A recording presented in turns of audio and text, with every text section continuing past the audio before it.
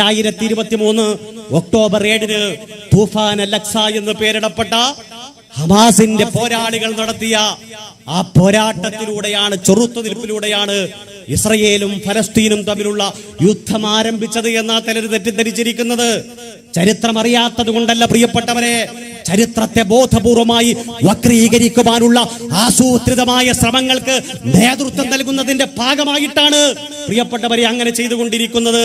2023 October 7 ഇസ്രയേലും ഫലസ്തീനും തമ്മിലുള്ള പ്രശ്നം ആരംഭിക്കുന്നത് 1948 മെയ് 15 ഐക്യരാഷ്ട്രസഭയുടെ ആശീർവാദത്തോടുകൂടി, ബ്രിട്ടന്റെ നേതൃത്വത്തിലുള്ള ബ്രിട്ടീഷ് മാൻഡേറ്റിന്റെ ആശീർവാദത്തോടുകൂടി, രാഷ്ട്രീയമായ താല്പര്യത്തിന്റെ പേരിൽ, മതപരമായ താല്പര്യത്തിന്റെ പേരിൽ ഒരു ജനവിഭാഗം സ്വസ്ഥമായി ജീവിച്ച മണ്ണിന്റെ മുകളിലേക്ക് ഇസ്രയേൽ എന്ന് പറയുന്ന രാജ്യം സ്ഥാപിക്കപ്പെട്ട അന്ന് മുതൽ തുടങ്ങിയതാണോ? അന്ന് മുതലും തുടങ്ങിയതല്ല. അതിനെത്രയോ നാളുകൾക്ക് മുമ്പ് 1948 മെയ് 15 ഇസ്രയേൽ രാഷ്ട്രം സ്ഥാപിക്കപ്പെട്ടത്. ചിലർ വിചാരിക്കും അന്ന് മുതൽ ആ പ്രശ്നം തുടങ്ങിയത് എന്ന്. അങ്ങനെയല്ല പ്രിയപ്പെട്ടവരെ. 1917 ആർതർ ബാൽഫർ എന്നു പേരുള്ള ബ്രിട്ടീഷ് വിദേശകാര്യമന്ത്രി 67 വാചകങ്ങളുള്ള ഒരു പ്രഖ്യാപനം നടത്തി. ബാൽഫർ ഡിക്ലറേഷൻ എന്നാ അതിന് പറയുക. ആ ബാൽഫർ ഡിക്ലറേഷനിലൂടെ ലോകത്ത് ജനതയില്ലാതെ, ഭൂമിയില്ലാതെ നടന്ന ഒരു ജനതയ്ക്ക് തങ്ങൾ ഭൂമി കൊടുക്കുന്നു എന്ന് വരുത്തി തീർത്തു. എന്താ പ്രിയപ്പെട്ട സഹോദരങ്ങളെ ചരിത്രം? ഞാൻ ഈ ചരിത്രം പറയുമ്പോ അതൊരു മതപരമായ വിഷയമായിട്ട്, ഒരു തിയോളജിക്കൽ സബ്ജക്റ്റ് ആയിട്ട് നിങ്ങൾ ഒരിക്കലും തെറ്റിദ്ധരിക്കാൻ പാടില്ല. ഇതൊരു പൊളിറ്റിക്കൽ സബ്ജക്റ്റാ. എന്താ പൊളിറ്റിക്കൽ സബ്ജക്റ്റ്? ഇത് രാഷ്ട്രീയമായിട്ടുള്ള താല്പര്യങ്ങളാണ് ഇവിടെ സംഭവിച്ചത്. ഇസ്രയേൽ എന്ന് പറയുന്ന രാജ്യത്തെ സ്ഥാപിക്കുന്നതിന്റെ പിന്നിൽ പ്രവർത്തിച്ച പ്രസ്ഥാനത്തിന്റെ പേര് സയനിസം എന്നാണ്. സയനിസം എന്ന് പറഞ്ഞാൽ ജെറുസലേമിന്റെ മറ്റൊരു പേരാണ്. ജെറുസലേമിന്റെ അടുക്കലുള്ള ഒരു കുന്നിന്റെ പേരാണ് സിയോൺ എന്ന് പറയുന്നത്. ആ സിയോൺ എന്ന് പറയുന്ന കുന്നിന്റെ പേരിൽ ജെറുസലേമുമായി ബന്ധപ്പെട്ട ഒരു പ്രയോഗമാണ് സയനിസം. ആ സയനിസത്തെ സ്ഥാപിച്ചത് 1896 ജോയിഷ് സ്റ്റേറ്റ് എന്ന് പറയുന്ന പുസ്തകം എഴുതിയ തിയോഡർ ഹെർസലാണ്.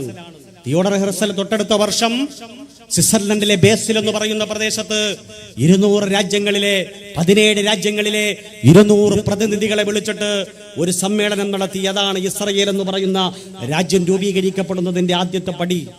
1993 തിയോഡർ ഹെർസൽ മരിച്ചു. അയാൾക്ക് ഇസ്രയേൽ എന്ന് പറയുന്ന രാജ്യം കാണാൻ കഴിഞ്ഞില്ല. പക്ഷേ 1904 മരണപ്പെട്ട തിയോഡർ ഹെർസൽ എന്ന് പറയുന്ന മനുഷ്യൻ 1903 പോലും ആഗ്രഹിച്ചത് ഉഗാണ്ടയിൽ നമുക്ക് ഇസ്രയേൽ സ്ഥാപിക്കാമെന്നാണ്. ഉഗാണ്ടയിൽ ഇസ്രയേൽ സ്ഥാപിക്കാം എന്നാണ് അദ്ദേഹം ആഗ്രഹിച്ചത്. ഫലസ്തീൻ ഒരിക്കലും അദ്ദേഹത്തിന്റെ പോലും ലക്ഷ്യമായിരുന്നില്ല.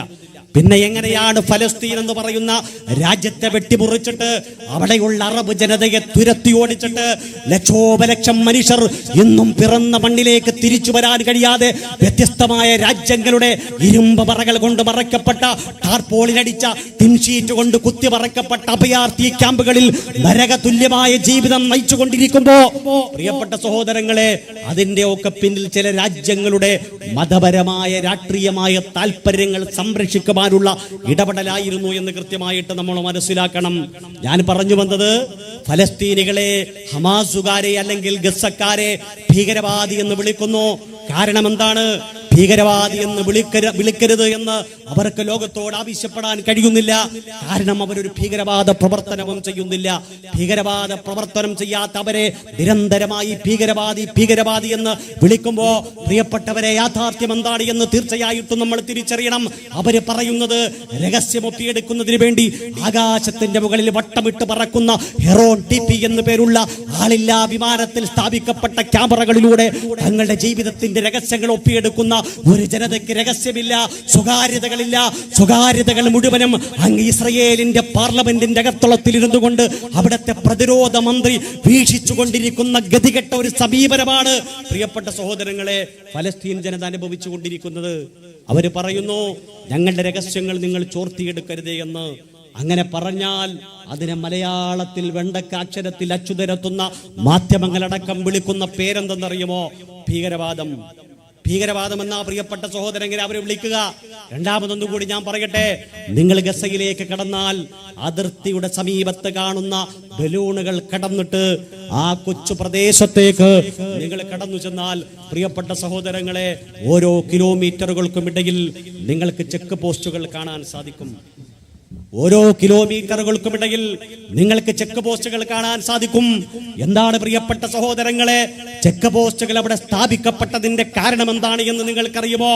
ഫലസ്തീനിലെ ജനതയ്ക്ക്, വെസ്റ്റ് ബാങ്കിലെ ജനതയ്ക്ക്, ഗസയിലെ ജനതയ്ക്ക്, ആ ജനതയ്ക്ക് സ്വന്തം മണ്ണിലൂടെ നടന്നു പോകണമെങ്കിൽ 1 കിലോമീറ്റർ അപ്പുറത്തുള്ള ആശുപത്രിയിലേക്ക് പനിച്ചു വരിക്കുന്ന തന്റെ പ്രിയപ്പെട്ട പൊന്നുമോൾക്ക് ഒരു പാരസെറ്റമോൾ ഗുളിക വാങ്ങാൻ വേണ്ടിയിട്ട് തൊട്ടപ്പുറത്തെ ആശുപത്രിയിലേക്കൊന്ന് പോകണമെങ്കിൽ ഇസ്രയേൽ സൈനികന്റെ ഓശാരത്തിന് മുന്നിൽ തലകുനിച്ച് നിൽക്കേണ്ടി വരുന്ന ഗതികേടിന്റെ പേരാണ് പ്രിയപ്പെട്ട സഹോദരങ്ങളെ ഫലസ്തീൻ എന്ന് പറയുന്നത്.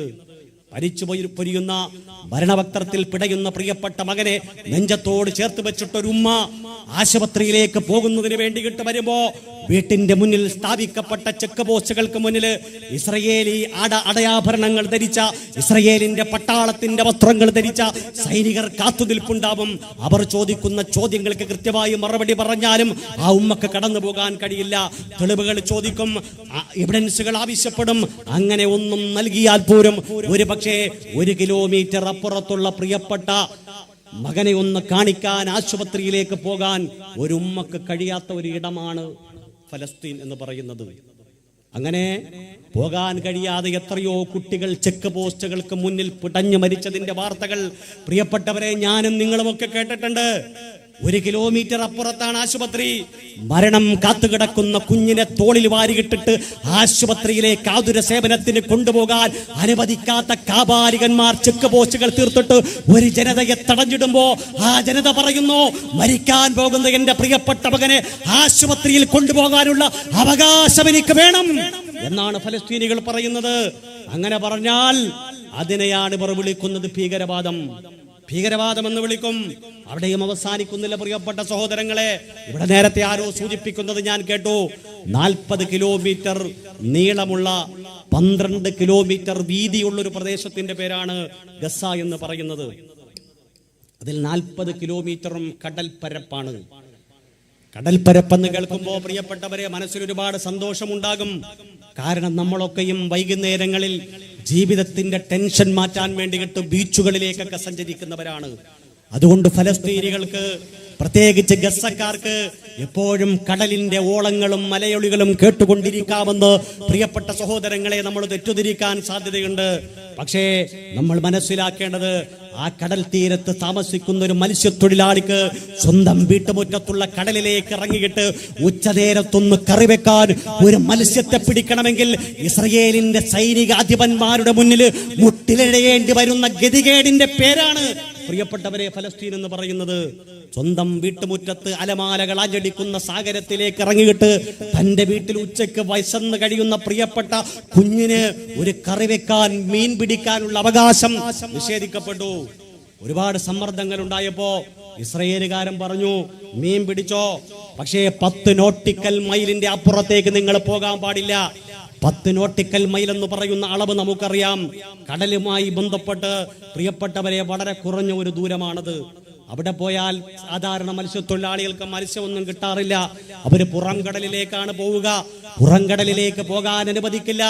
ഇനി ഒരു മനുഷ്യൻ കടലിലേക്ക് ഇറങ്ങുമ്പോ നിശ്ചിത അകലങ്ങളിലായി സ്ഥാപിക്കപ്പെട്ട പടക്കപ്പലുകളിൽ പീരങ്കികൾ അവന്റെ നേരെ തിരിച്ചു വെക്കും.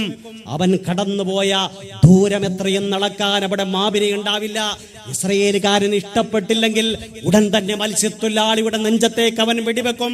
പോകുന്ന ഫൈബർ വള്ളത്തിൽ പിടഞ്ഞു വീണ് മരിക്കുന്ന എത്രയോ മത്സ്യത്തൊഴിലാളികളുടെ ജനാസകൾ ചുമലിലേറ്റിട്ട് കണ്ണീരോടുകൂടി നടന്നുപോയവന്റെ പേരാണ് ഗസക്കാരൻ അല്ലെങ്കിൽ ഫലസ്തീനി എന്ന് പറയുന്നത്.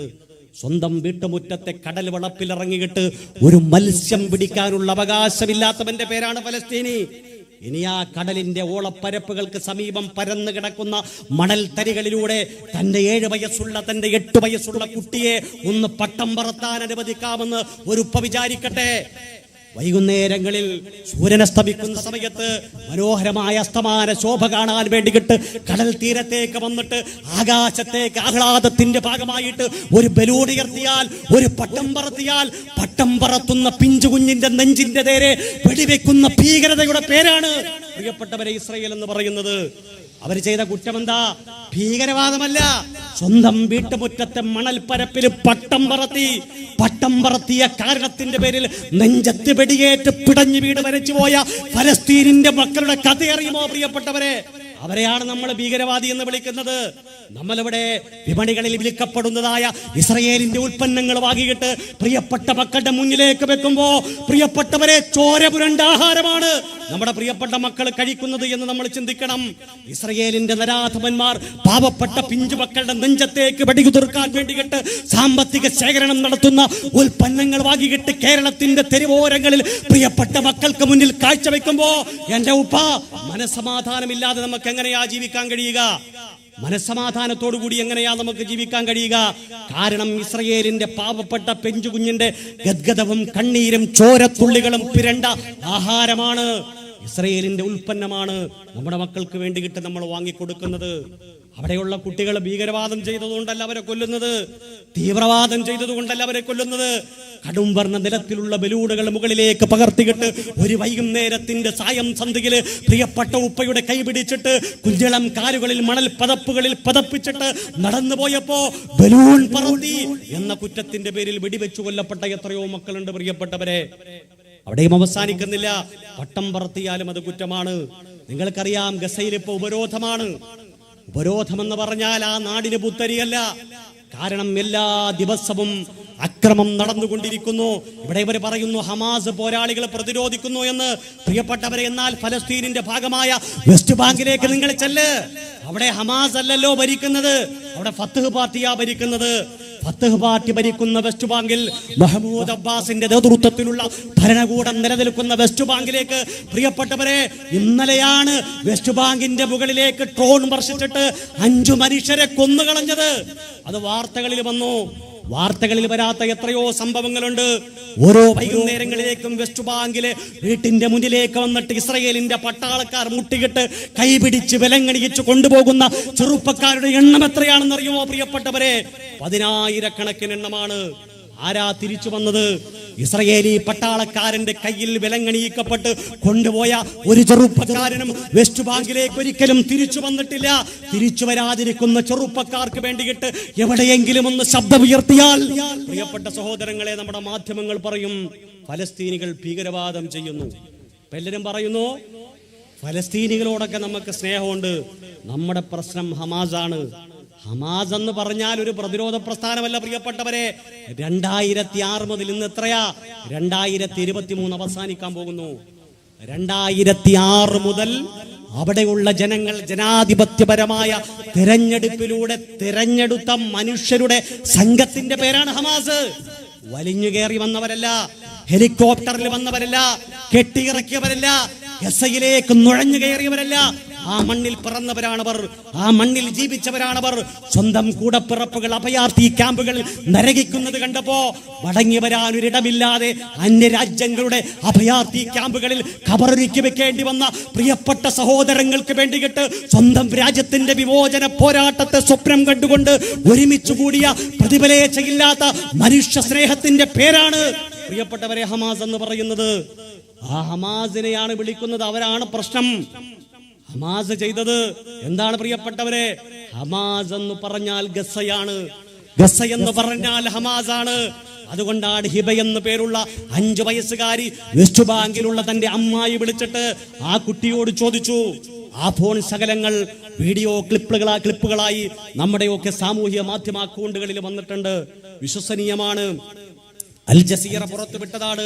പ്രിയപ്പെട്ട സഹോദരങ്ങളെ, ആ വീഡിയോ ക്ലിപ്പിൽ ഹിബ എന്ന പേരുള്ള 5 വയസ്സ് മാത്രം പ്രായമുള്ള കുട്ടി വെടിയൊച്ചകൾ മുഴങ്ങിക്കേക്കുന്ന, കളിക്കൂട്ടുകാർ പിടഞ്ഞു വീണ, സ്കൂളിന്റെ മുറ്റത്തേക്ക് പോകാൻ കഴിയാതെ തന്റെ പ്രിയപ്പെട്ട കൂട്ടുകാരിരുന്ന ബെഞ്ചിന്റെ മുകളിൽ രക്തകർണത്തിലുള്ളതായ ചിത്രങ്ങൾ വെച്ചിട്ട്, പുഷ്പങ്ങൾ വെച്ചിട്ട് സ്കൂളുകൾ അടച്ചുമൂടപ്പെട്ട പഠിക്കാൻ പോകുന്ന കുട്ടികളുടെ പള്ളിക്കൂടത്തിന്റെ മുകളിലേക്ക്, സ്കൂൾ ബാഗിന്റെ മുകളിലേക്ക്, വാട്ടർ ബാഗിന്റെ മുകളിലേക്ക് ബോംബ് വർഷിക്കുന്ന താമസിക്കുന്ന ഇസ്രയേലി നരമേധത്തിന്റെ തീക്കളി കൊണ്ടാടപ്പെടുന്ന ആ കൊച്ചു ഗ്രാമത്തിലെ ഗസ്സയിലെ ഹിബ എന്നു പേരുള്ള 5 വയസ്സ് മാത്രം പ്രായമുള്ളൊരു കുട്ടി, ആ കുട്ടിയുടെ അമ്മാവി ആ കുട്ടിയെ വിളിച്ചിട്ട് ചോദിച്ചു, മകളെ നീ വെസ്റ്റ് ബാങ്കിലേക്ക് വാ, വെസ്റ്റ് ബാങ്കിൽ നിനക്ക് താമസിക്കാം, ഇവിടെ പ്രശ്നമൊന്നുമില്ല.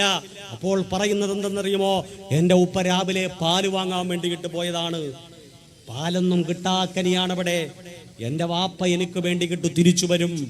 പക്ഷേ 5 വയസ്സുള്ള കുട്ടി അമ്മായിയോട് പറഞ്ഞത്, എന്റെ ഉപ്പ തിരിച്ചു വരുമ്പോ ഞാൻ ഇവിടെ ഉണ്ടാകണം, എന്റെ ഗിസ്സ എന്റെ ജീവനാണ്, അതുകൊണ്ട് യുദ്ധം കഴിയട്ടെ, വെസ്റ്റ് ബാങ്കിലേക്ക് ഞാൻ വരാം. യുദ്ധമുള്ളപ്പോൾ ഒരു ഭീരുവിനെ പോലെ എന്റെ പിറന്ന മണ്ണിന്റെ സ്വപ്നങ്ങൾ ഈ പാതി വഴിയിൽ ഉപേക്ഷിച്ചിട്ട് നിങ്ങളുടെ അടുക്കലേക്ക് എനിക്ക് വരാൻ പറ്റില്ല എന്ന് പറയുന്ന 5 വയസ്സുകാരിയുടെ മണ്ണാണ് പ്രിയപ്പെട്ട സഹോദരങ്ങളെ ഗസ എന്ന് പറയുന്നത്. ഹാദി എന്ന് പറയുന്ന ഒരു പെൺകുട്ടിയുടെ ചിത്രം ലോകമാധ്യമങ്ങൾ കഴിഞ്ഞ ദിവസം പുറത്തുവിട്ടു. എന്താണെന്ന് അറിയുമോ പ്രിയപ്പെട്ട സഹോദരങ്ങളെ, ആ ചിത്രത്തിലുള്ളത് ഒരുപാട് തവണ നമ്മൾ കണ്ടതാണല്ലോ. ആ ചിത്രങ്ങളിൽ ആ 3 വയസ്സുള്ള കുട്ടി തന്റെ വെത്തക്കൈ പോലെയുള്ള കുഞ്ഞു കൈകൾ കൊണ്ട് കണ്ണു തിരുമുകയാണ്. വാപ്പ മരണപ്പെട്ടു, സഹോദരനും ഉമ്മയും മരണപ്പെട്ട, മാതാവും പിതാവും സഹോദരനുമൊക്കെ നഷ്ടപ്പെട്ടിട്ട് തന്റെ അമ്മാവിയുടെ കയ്യിൽ പിടിച്ചിട്ട് വിതുമ്പി കരയുന്ന 3 വയസ്സുകാരിയുടെ കണ്ണീരിന്റെ പേരാണ് ഗസ. അപ്പോൾ നമ്മൾ വിചാരിക്കും യുദ്ധം കാരണം ഗസക്കാരൊക്കെ ഭയന്ന് വറച്ചിരിക്കുകയാണ് എന്ന്. ഗസക്കാരെ കൊന്നാൽ അവർ പേടിച്ചു പോകുമെന്നാണ് ഇസ്രയേലുകാർ വിചാരിക്കുന്നത്. ഗസക്കാരെ കൊന്നാൽ അവർ ഭയചകിതരായി പോകുമെന്നാണ് അമേരിക്ക വിചാരിക്കുന്നത്. ലോകത്തെ മുതലാളിത്ത ശക്തികളൊക്കെയും വിചാരിക്കുന്നത് കൊന്നുകളഞ്ഞാൽ അവർ പേടിക്കുമെന്നാണ്.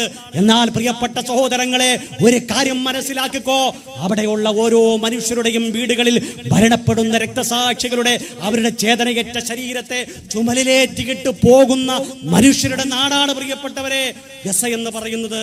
ഫലസ്തീൻ എന്ന് പറയുന്നത് ഒരിക്കലും മരണം അവരെ ഭയപ്പെടുത്തില്ല. മരണത്തെ കാട്ടിയിട്ട് ഭീതിപ്പെടുത്തി വീട്ടിന്റെ ഉള്ളിലേക്ക് അവരെ കൊണ്ടുപോകാമെന്ന് ഒരു സൈനികനും വിചാരിക്കുകയും വേണ്ട. കാരണം മരണത്തെ പേടിക്കാത്തവരാണവർ, മരണത്തെ മണവാളനെ പോലെ സ്വീകരിക്കുന്നവരാണവർ. പ്രിയപ്പെട്ട സഹോദരങ്ങളെ, ഇനിയുമുണ്ട് 2012 നവംബർ മാസമുണ്ടല്ലോ. 2012 നവംബർ മാസത്തില് വേൾഡ് പ്രസ് ഫോട്ടോഗ്രാഫിയുടെ അവാർഡ് നേടിയ ഒരു ചിത്രമുണ്ട്. ഓസ്ട്രിയൻ പത്രപ്രവർത്തകനായ പേൾ ഹൻസൻ അദ്ദേഹത്തിന്റെ ക്യാമറയിൽ പകർത്തിയ ചിത്രം. എന്താണ് പ്രിയപ്പെട്ടവരെ ആ ചിത്രം എന്ന് നിങ്ങൾക്കറിയോ? ഫുആദ് ഹിജാസി എന്ന് പേരുള്ള ഒരു ഗസക്കാരൻ, അദ്ദേഹത്തിന് 12 മക്കളുണ്ട്.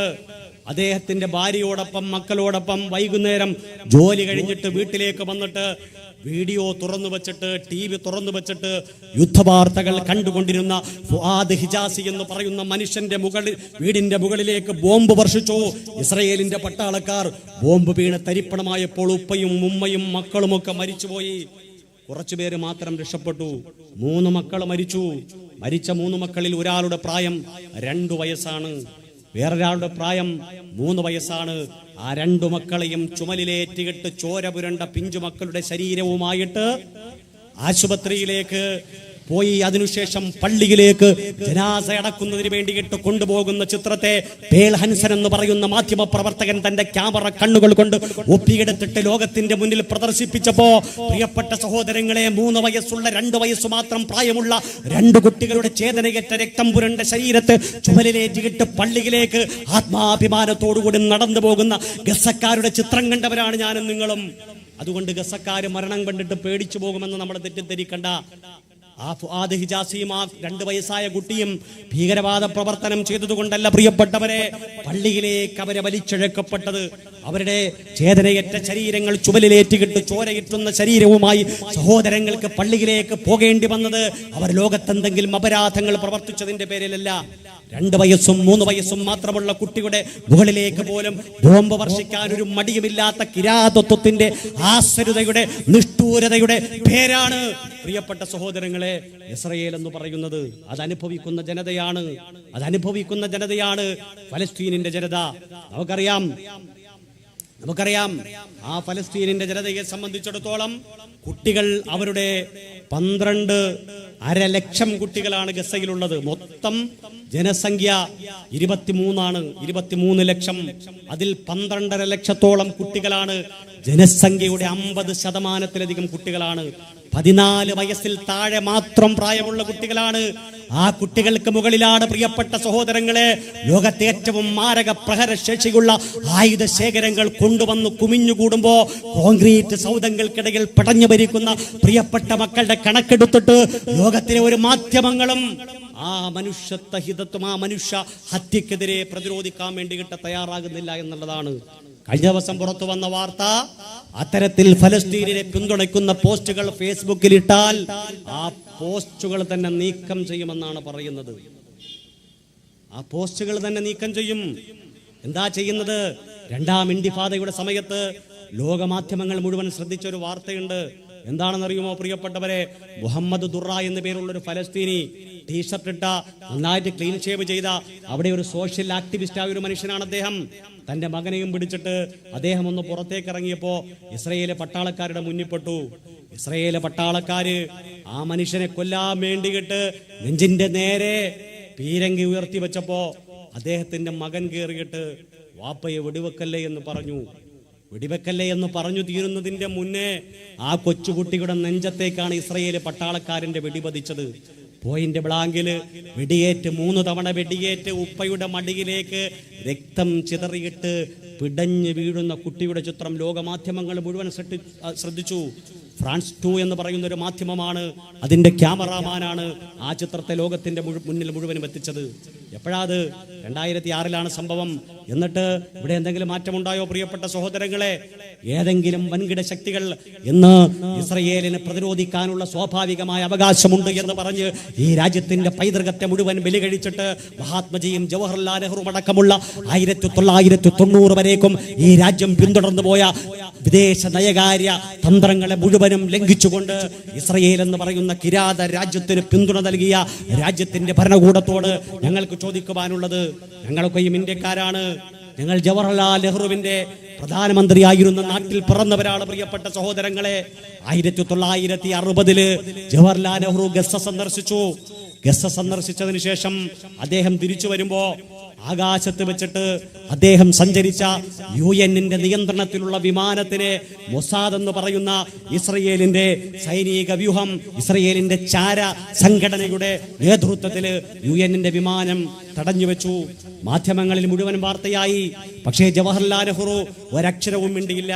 അദ്ദേഹം 1960 ഡിസംബർ മാസം പാർലമെന്റിൽ എല്ലാ ജനപ്രതിനിധികളും ഒരുമിച്ച് കൂടിയപ്പോ എഴുന്നേറ്റ് നിന്നിട്ട് ഇന്ത്യ മഹാരാജ്യത്തിന്റെ പ്രധാനമന്ത്രി പണ്ഡിറ്റ് ജവഹർലാൽ നെഹ്റു പറഞ്ഞു, എന്തുകൊണ്ട് ഇസ്രയേൽ എന്ന് പറയുന്ന രാജ്യവുമായി നയതന്ത്രം പാടില്ല എന്ന് ഞാൻ നിങ്ങളോട് പറഞ്ഞു എന്ന് നിങ്ങൾക്കറിയുമോ പ്രിയപ്പെട്ടവരെ?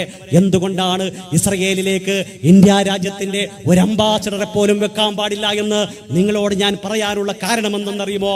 നിങ്ങൾ കണ്ടില്ലേ, ഗസ എന്ന് പറയുന്ന ഐക്യരാഷ്ട്രസഭ അംഗീകരിച്ച ഒരു പ്രദേശത്തേക്ക് ലോകത്തെ ഏറ്റവും രണ്ടാമത്തെ ജനസംഖ്യയുള്ള ഇന്ത്യ മഹാരാജ്യത്തിന്റെ പ്രധാനമന്ത്രിയായ ഞാൻ ചെന്നപ്പോ ഞാൻ ചെയ്തത് എന്തോ വലിയ ധിക്കാരമാണ് എന്ന് കരുതികെട്ട് ആകാശത്തിന്റെ മുകളില് ഇസ്രയേലിന്റെ ചാരപ്പട മൊസാദിന്റെ ഭീകരന്മാർ എന്നെ തടഞ്ഞു വെച്ചത് നിങ്ങൾ കണ്ടില്ലേ? അതുകൊണ്ട് ഇന്ത്യ എന്ന് പറയുന്ന സാംസ്കാരിക പാരമ്പര്യത്തിന്റെ ബഹുത്വത്തിന്റെ ബഹിതമായ ഉജ്ജ്വലമായ പൈതൃകമുള്ള ഈ രാജ്യം ഇസ്രയേൽ എന്ന് പറയുന്ന കിരാതത്വവുമായി ഒരു തരത്തിലുമുള്ള ബന്ധം പാടില്ല എന്ന് പറഞ്ഞ പ്രധാനമന്ത്രിയുടെ നാട്ടിലാണ് പ്രിയപ്പെട്ടവരെ ഞാനും നിങ്ങളുമൊക്കെ ജനിക്കുകയും ജീവിക്കുകയും ചെയ്തത്. 1960 നിങ്ങൾ ഗസയിലേക്ക് ചെന്നാൽ ഗസയിൽ 2 യൂണിവേഴ്സിറ്റി ഉണ്ട്. ഒന്ന് ഇസ്ലാമിക് യൂണിവേഴ്സിറ്റി ഓഫ് ഗസ എന്നാണ് പേര്. രണ്ടാമത്തെ യൂണിവേഴ്സിറ്റിയുടെ പേര് അൽ-അസ്ഹർ യൂണിവേഴ്സിറ്റി എന്നാണ്. അൽ-അസ്ഹർ യൂണിവേഴ്സിറ്റിയിലേക്ക് നിങ്ങൾ ചെന്നാൽ അതിന്റെ അകത്തേക്ക് കയറുമ്പോ പ്രിയപ്പെട്ട സഹോദരങ്ങളെ നിങ്ങൾക്ക് അവിടെ മനോഹരമായി ഒരു ലൈബ്രറി കാണാം. ആ ലൈബ്രറിയുടെ പേരെന്താണെന്ന് അറിയുമോ? ജവഹർലാൽ നെഹ്റു ലൈബ്രറി എന്നാണ്. ജസ്വന്ത് സിംഗ് 2000 ഉദ്ഘാടനം ചെയ്ത ലൈബ്രറിയാണത്. ആ ജവഹർലാൽ നെഹ്റു ലൈബ്രറി എന്ന് പറയുന്ന ലൈബ്രറി സ്ഥാപിക്കുന്നതിന് വേണ്ടിയിട്ട് ഇന്ത്യ ഗവൺമെന്റ് $70 ലക്ഷം, $7 ലക്ഷം നൽകിയെന്ന് പ്രിയപ്പെട്ടവരെ ചരിത്രം പഠിക്കുന്നവർക്കറിയാം. അവിടെയും അവസാനിക്കുന്നില്ല. ഇന്ത്യ മഹാരാജ്യത്തിന് ഫലസ്തീനുമായിട്ടുള്ള ബന്ധത്തിന്റെ ആഴം എത്രയെന്നറിയുമോ? ഇവിടെ നേരത്തെ സൂചിപ്പിച്ചു, രാജ്യത്തിന്റെ പ്രധാനമന്ത്രിയായ ഇന്ദിരാഗാന്ധി മരിച്ചപ്പോ ആ സംസ്കാര ചടങ്ങിലേക്ക് വന്നു നിന്ന യാസർ അറാഫത്ത് എന്നു പേരുള്ള ഫലസ്തീൻ ലിബറേഷൻ ഓർഗനൈസേഷന്റെ പ്രസിഡന്റ് ആയിരുന്ന, ഫലസ്തീനിന്റെ പ്രധാനമന്ത്രിയായിരുന്ന യാസർ അറാഫത്ത് എന്ന് പറയുന്ന മനുഷ്യൻ തന്റെ കഫിയ കൊണ്ട് മുഖം തുടച്ചിട്ട് പൊട്ടിപ്പൊട്ടിക്കരയുന്നു. അടുത്തു നിന്നവർ ചോദിച്ചു, എന്തിനാണ് രാഷ്ട്രനായകനായ ധീരനായ UN-ന്റെ പ്രഭാഷണ വേദിയിലേക്ക് പോലും പിസ്റ്റളുമായി കടന്നു ചെന്ന ധീരനായ ഇസ്രയേലിന്റെ ഒരു തരത്തിലുമുള്ള ആക്രമണങ്ങൾക്കെതിരെ സന്ധിയില്ലാത്ത സമരം ചെയ്ത നിങ്ങൾ എന്തിനാണ് ഇന്ത്യ മഹാരാജ്യത്ത് വെച്ച് പൊട്ടിക്കരയുന്നത് എന്ന് ചോദിച്ചപ്പോ കഫിയ കൊണ്ട് തന്റെ കണ്ണീർ കടങ്ങളെ തുടച്ചു മാറ്റിയിട്ട് യാസർ അറാഫത്ത് എന്ന് പറയുന്ന ഫലസ്തീനിന്റെ പ്രധാനമന്ത്രിയായിരുന്ന മനുഷ്യൻ, ഫലസ്തീൻ ലിബറേഷൻ ഓർഗനൈസേഷന്റെ പ്രസിഡന്റ് ആയിരുന്ന മനുഷ്യൻ പറഞ്ഞത് എന്തെന്നറിയുമോ? എനിക്ക് നഷ്ടപ്പെട്ടത് എന്റെ സഹോദരിയാണ്, നിങ്ങൾക്ക് നഷ്ടപ്പെട്ടത് നിങ്ങളുടെ രാജ്യത്തിന്റെ പ്രധാനമന്ത്രിയാണെങ്കിൽ എനിക്ക് നഷ്ടപ്പെട്ടത് എന്റെ സ്വന്തം കൂടപ്പുറപ്പിനെയാണ് എന്ന് പറഞ്ഞിട്ട് പൊട്ടിക്കരഞ്ഞ യാസർ അറാഫത്തിന്റെ ചരിത്രം സാക്ഷി. ഇന്ത്യ മഹാരാജ്യവും ഫലസ്തീനും തമ്മിലുള്ള ബന്ധത്തിന്റെ ആഴം പ്രിയപ്പെട്ടവരെ, PLO എന്ന് പറയുന്ന ഫലസ്തീൻ ലിബറേഷൻ ഓർഗനൈസേഷൻ ആദ്യമായി സ്ഥാപിക്കപ്പെട്ടപ്പോ ഐക്യരാഷ്ട്രസഭ ഫലസ്തീനിന്റെ 2 പ്രദേശങ്ങൾക്ക് ഫലസ്തീൻ എന്ന് പറയുന്ന രാജ്യമായിട്ട് അംഗീകാരം നൽകിയപ്പോ പ്രിയപ്പെട്ടവരെ, ആദ്യമായിട്ട് അവരൊരു നയതന്ത്ര കാര്യാലയം വിദേശ രാജ്യത്ത് തുറന്നു. ആ രാജ്യത്തിന്റെ പേരെന്തെന്നറിയുമോ? ഇന്ത്യ എന്നാണ്. ന്യൂഡൽഹിയിലാ തുറന്നത്. ഫലസ്തീൻ ലിബറേഷൻ ഓർഗനൈസേഷന്റെ ആദ്യമായിട്ടുള്ള കാര്യാലയം തുറന്നത് ഇന്ത്യ മഹാരാജ്യത്തിലാണ്. 1967 TS ത്രിമൂർത്തി എന്ന് പറയുന്ന മനുഷ്യൻ പ്രിയപ്പെട്ടവരെ ഗസയില് ഇന്ത്യയുടെ അംബാസഡറായി സേവനമനുഷ്ഠിച്ച മനുഷ്യനാണ്. അങ്ങനെ എത്രയോ സ്നേഹത്തിന്റെ ഊഷ്മളമായ പൈതൃകം പറയാനുള്ള ഫലസ്തീനിന്റെയും ഇന്ത്യയുടെയും സ്നേഹമസൃണമായ ബന്ധത്തിന്റെ നടുവിലാണ് സാമൂഹിക മാധ്യമത്തിന്റെ കമന്റ് ബോക്സുകളിൽ മരിച്ചു വീഴുന്ന ഫലസ്തീനിലെ കുഞ്ഞുങ്ങളെ നോക്കിയിട്ട് പന്നികൾ ചത്തുതൊലയട്ടെ എന്ന് പറയുന്ന അശ്ലീലത്തിന്റെ കമന്റ് പറയുന്ന പ്രിയപ്പെട്ടവരെ, ഈ രാജ്യത്ത് ജീവിക്കുന്നു എന്ന് അവകാശപ്പെടുന്നവർ ഏത് പ്രത്യേക ശാസ്ത്രത്തെയാണ് പ്രതിനിധീകരിക്കുന്നത് എന്ന് നമുക്കറിയില്ല. ഏത് പ്രത്യേക ശാസ്ത്രത്തെയാണ് പ്രതിനിധീകരിക്കുന്നു എന്ന് നമുക്കറിയില്ല. മനുഷ്യത്വത്തിന്റെ പ്രത്യേക ശാസ്ത്രത്തെയല്ല എന്ന് നമുക്ക് വ്യക്തമായ ബോധ്യമുണ്ട്. കാരണം പിടഞ്ഞു മരിക്കുന്ന സുന്ദരവദനമുള്ള നക്ഷത്ര കണ്ണുകളുള്ള 2ഉം 3ഉം വയസ്സുള്ള ചോരകിറ്റിയ ശരീരങ്ങളെ കാണുമ്പോ പന്നികൾ ചത്തൊടുങ്ങട്ടെ എന്ന കമന്റ് ഇടാൻ സാമൂഹ്യ മാധ്യമത്തിന്റെ കമന്റ് ബോക്സുകളിൽ പൂണ്ട് വിളയാടുന്ന കാപാലികന്മാർ പ്രിയപ്പെട്ടവരെ, ഇന്ത്യയുടെ പഹിതമായ പൈതൃകത്തിന് അപവാദമാണ് എന്ന് സൂചിപ്പിക്കാനാണ് എന്റെ ഈ പ്രഭാഷണത്തിന്റെ സദസ്സിനെ ഞാൻ ഓർമ്മപ്പെടുത്തുന്നത്. ഞാൻ നിങ്ങളോട് പറഞ്ഞല്ലോ, ഗസയിൽ 2 യൂണിവേഴ്സിറ്റി ഉണ്ട് എന്ന്. 2 യൂണിവേഴ്സിറ്റി ഉണ്ട്. ഒന്നാമത്തെ യൂണിവേഴ്സിറ്റിയുടെ പേര് അൽ അസ്ഹർ യൂണിവേഴ്സിറ്റി എന്ന, മറ്റേ യൂണിവേഴ്സിറ്റിയുടെ പേര് ഇസ്ലാമിക് യൂണിവേഴ്സിറ്റി ഓഫ് ഗസ എന്നാണ്. ആ യൂണിവേഴ്സിറ്റിയാണ് കഴിഞ്ഞ ദിവസം ഇസ്രയേലിന്റെ പട്ടാളം തകർത്ത് തരിപ്പണമാക്കിയത്. ഒരു തവണയല്ല, എത്രയോ തവണ പ്രിയപ്പെട്ടവരെ അതിനെ തകർത്ത് തരിപ്പണമാക്കിയിട്ടുണ്ട്. പക്ഷേ എത്ര തവണ തകർത്ത് തരിപ്പണമാക്കിയാലും ശരി, വീണ്ടും വീണ്ടും കൂടുതൽ മികവോടെ പൊലിവോടെ ആ സ്ഥാപനങ്ങൾ അവിടെ കെട്ടി ഉയർത്തപ്പെടുന്ന കാഴ്ച ഞാനും നിങ്ങളും കണ്ടുകൊണ്ടിരിക്കുന്നു. എന്തുകൊണ്ടാണെന്ന് അറിയുമോ പ്രിയപ്പെട്ട സഹോദരങ്ങളെ? 1967 UN എന്ന് പറയുന്ന രാജ്യം വരച്ചു കൊടുത്തൊരു അതിർത്തിയുണ്ട്. ആ അതിർത്തിയുടെ എല്ലാ ലംഘനവുമാണ് ഇസ്രയേൽ എന്ന് നടത്തിക്കൊണ്ടിരിക്കുന്നത്. ഫലസ്തീൻ വിഭജിക്കപ്പെട്ടു, അവിടെ ഇരിക്കട്ടെ. ചിലർ പറയുന്നു ഇസ്രയേൽ എന്ന് പറയുന്ന രാജ്യത്തിലെ ബഹുഭൂരിപക്ഷം ജനങ്ങളും ഇസ്രയേൽ എന്ന് പറയുന്ന രാജ്യത്തിന്റെ കാര്യം വളരെ കൗതുകകരമാണ്. കാരണം അവിടെയുള്ള എല്ലാ ജൂത വിഭാഗത്തിൽപ്പെട്ട മനുഷ്യർക്കും, ഞാനൊരു മതം പറയുന്നതല്ല, ജൂത വിഭാഗത്തിൽപ്പെട്ട മനുഷ്യർക്കും രണ്ട് പൗരത്വമാണുള്ളത്. കാരണം ഭയചകിതരായിട്ടാണ് അവരവിടെ ജീവിക്കുന്നത്.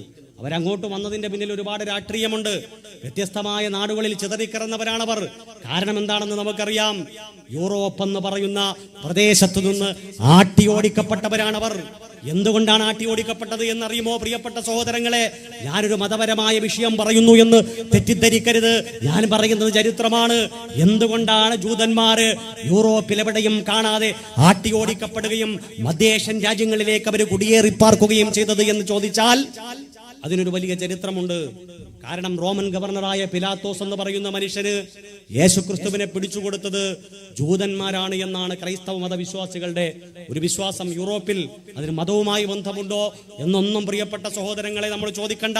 അതൊരു ചരിത്രപരമായ വസ്തുതയാണ് നിങ്ങളുടെ മുന്നിൽ വിശദീകരിക്കുവാൻ ഞാൻ ആഗ്രഹിക്കുന്നത്.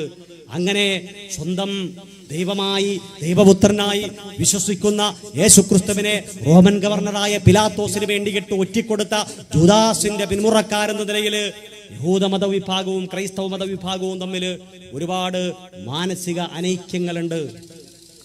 യഹൂദമത വിഭാഗം അധികാരത്തിലുണ്ടായിരുന്നത് കൊണ്ട് അവരുടെ പൊളിറ്റിക്കൽ പവർ ഉപയോഗിച്ചിട്ട് ക്രൈസ്തവ മതത്തിന്റെ അപ്പോസ്തലന്മാരടക്കമുള്ളവരെ നിഷ്ഠൂരമായി ആക്രമിച്ചുകൊണ്ടിരിക്കുമ്പോഴാണ് കോൺസ്റ്റന്റൈൻ എന്നു പേരുള്ള ഒരു ചക്രവർത്തി രാഷ്ട്രീയമായ കാരണങ്ങൾക്ക് വേണ്ടിയിട്ട് മതപരിവർത്തനം നടത്തുന്നത്. ക്രൈസ്തവ മതത്തിലേക്കാണ് അദ്ദേഹം മാറിയത്. ക്രൈസ്തവ മതത്തിലേക്ക് അദ്ദേഹം വന്നതോടുകൂടി യഹൂദരെക്കാളും ക്രൈസ്തവ മതവിശ്വാസികൾക്ക് അധികാരവും ശക്തിയും കൂടി. അങ്ങനെ ജൂതമതത്തിൽപ്പെട്ടവരെ കൊന്നൊടുക്കാൻ തുടങ്ങി. അതിനെ ഒരിക്കലും നമ്മൾ ന്യായീകരിക്കുന്നില്ല, ഓടിച്ചിട്ട് ആക്രമിക്കാൻ തുടങ്ങി. എവിടെ കണ്ടാലും ആക്രമിക്കുന്നു എന്ന് മാത്രമല്ല പ്രിയപ്പെട്ട സഹോദരങ്ങളെ, 19-ാം നൂറ്റാണ്ടിന്റെ മുമ്പ് വരേക്കുമുള്ള ചരിത്രമെടുത്ത് പരിശോധിച്ചാൽ ചരിത്രത്തിലെ എല്ലാ തരത്തിലുമുള്ള യൂറോപ്യൻ രാഷ്ട്രങ്ങളും ക്രൈസ്തവ മതത്തിൽ അധിഷ്ഠിതമായ വിശ്വാസവും ആചാരങ്ങളും വെച്ചു പുലർത്തിയ രാഷ്ട്രങ്ങളിൽ നിന്നൊക്കെയും ജൂതമതത്തിന്റെ അനുയായികളെ നിഷ്ഠൂരമായി കൊന്നൊടുക്കുകയും മാറ്റി ഓടിക്കുകയും ചെയ്തു എന്ന് മാത്രമല്ല, അവരെ വൈക്കോൽ തുറകളിലേക്ക് കയറ്റി നിർത്തിയിട്ട് ചുട്ടുകൊന്ന ചരിത്രം വരെയുണ്ട്. കറുത്ത മരണം എന്ന് പറയുന്ന ഒരു പ്ലേഗ്, ബ്ലാക്ക് ഡെത്ത് 14-ാം നൂറ്റാണ്ടിൽ യൂറോപ്പിൽ പടർന്നു പിടിച്ചപ്പോ യൂറോപ്യൻ ജനസംഖ്യയുടെ പകുതിയോളം പേര് മരിച്ചുപോയി. മരിച്ചു. ആരോ പ്രചരിപ്പിച്ചു ഇതിന്റെ പിന്നില് ദുർമന്ത്രവാദികളായ ജൂത സമൂഹമാണ് എന്ന്. ജൂതന്മാരെ ഓട്ടിച്ചിട്ട് പിടിച്ചു എന്ന് മാത്രമല്ല, വൈക്കോൽ തുറകളിലേക്ക് കൊണ്ടുപോയിട്ട് ആ വൈക്കോൽ തുറകൾക്കുള്ളിലേക്ക് കയറ്റി നിർത്തിയിട്ട് ചുട്ടുകൊന്ന എത്രയോ കഥകൾ പ്രിയപ്പെട്ട സഹോദരങ്ങളെ ഞാനും നിങ്ങളുമൊക്കെ വായിച്ചിട്ടുണ്ട്. അങ്ങനെ ജീവിക്കാൻ നിർവാഹമില്ലാതെ അവർ കുടിയേറി പാർത്ത രാജ്യങ്ങളുടെ പേര് നിങ്ങൾക്കറിയുമോ? ഒന്ന് ലബനാൻ, ഒന്ന് സിറിയ, ഒന്ന് ഇറാഖ്, ഒന്ന് ഇറാൻ. ആ രാജ്യത്തിന്റെയൊക്കെ മതം ഏതാണ് എന്ന് നമുക്കറിയാം. ഞാൻ അതാണ് ആദ്യമേ പറഞ്ഞത്. പ്രിയപ്പെട്ട സഹോദരങ്ങളെ, അറബ് രാഷ്ട്രങ്ങളാണ്, പേർഷ്യൻ രാഷ്ട്രങ്ങളാണ്. അവിടെയാണ് ഇസ്രയേൽ ജനതയ്ക്ക് സാന്ത്വനവും അഭയവും നൽകിയത്. നാടില്ലാതെ ഓടി വന്ന ആക്രമിക്കപ്പെട്ട ജനവിഭാഗത്തിന് സർവത്ര സ്വാതന്ത്ര്യത്തോടുകൂടി ജീവിക്കുവാനുള്ള അവകാശം കൊടുത്ത അറേബ്യൻ ജനവിഭാഗത്തിന്റെ നെഞ്ചകത്തേക്ക് കൊണ്ടുവന്നിട്ട് ഇസ്രയേൽ എന്ന് പറയുന്ന രാജ്യത്തെ സ്ഥാപിക്കുക മാത്രമല്ല, അവിടെയുള്ള ജനസംഖ്യയിൽ പകുതിയിലധികം പേരെയും അഭയാർത്ഥികളാക്കുക മാത്രമല്ല, അവിടെയെന്ന് ഐക്യരാഷ്ട്രസഭയുടെ നേതൃത്വത്തിൽ നിശ്ചയിച്ചു കൊടുത്ത 530ഓളം വരുന്ന ഗ്രാമങ്ങളിൽ നിന്ന് 250 ഗ്രാമങ്ങളെ ഭീകരവാദ പ്രവർത്തനങ്ങളിലൂടെ പിടിച്ചെടുക്കുകയും അന്ന് UN നിശ്ചയിച്ചത് പ്രകാരം ജെറുസലേം എന്ന് പേരുള്ള ഒരുപാട് പ്രവാചകന്മാരുടെ കണ്ണീര് വീണ് കുതിർന്ന മസ്ജിദുൽ അഖ്സ നിലനിൽക്കുന്ന തന്ത്രപ്രധാനമായ പ്രദേശത്തിന്റെ അധികാരം UN തന്നെയായിരിക്കും നിർവഹിക്കുന്നത് എന്ന് എത്രയോ തവണ UN പ്രഖ്യാപിച്ചിട്ടും ഇസ്രയേൽ പ്രിയപ്പെട്ടവരെ അവിടേക്ക് കടന്നു കയറുകയാണ്. UN പ്രമേയം പാസാക്കി എന്നാണ് നമ്മൾ പറയുന്നത്. എന്ത് നേട്ടമാണ് പ്രിയപ്പെട്ട സഹോദരങ്ങളെ? 1967 മസ്ജിദുൽ അഖ്സ നിലനിൽക്കുന്ന പ്രദേശത്തെ തന്ത്രപ്രധാനമായ മുന്നേറ്റത്തിലൂടെ കയ്യിലൊതുക്കിയിട്ട് UN പറഞ്ഞു അത് ഞങ്ങളുടെ അധീനതയിൽ നിൽക്കേണ്ടതാണ്. ഇസ്രയേലുകാരന്റെയും ഫലസ്തീനുകളുടെയും അല്ല, ഞങ്ങളാണത് ഭരിക്കേണ്ടത്. പക്ഷേ അന്താരാഷ്ട്ര സമൂഹത്തിന്റെ നിർദ്ദേശങ്ങളും മാർഗനിർദ്ദേശങ്ങളും സകലതും കാറ്റിൽ പകർത്തിയിട്ട് ഒരു തരത്തിലുമുള്ള അന്താരാഷ്ട്ര മര്യാദകളെ പാലിക്കാതെ ആ പ്രദേശത്തെ പിടിച്ചടക്കുക മാത്രമല്ല, അവിടെയുള്ള പള്ളിയിലേക്ക് വന്നിട്ട് നമസ്കരിക്കുവാനുള്ള സ്വാതന്ത്ര്യം പോലും മുസ്ലിമായി പോയി എന്നതിന്റെ പേരിൽ ഒരു വിഭാഗത്തിന് നിഷേധിക്കുന്ന കാഴ്ചയാണ് പ്രിയപ്പെട്ട സഹോദരങ്ങളെ ഞാനും നിങ്ങളുമൊക്കെ കണ്ടുകൊണ്ടിരിക്കുന്നത്. ഇതാണ് ചരിത്രം. ഇതാണ് പ്രിയപ്പെട്ട സഹോദരങ്ങളെ ചരിത്രം.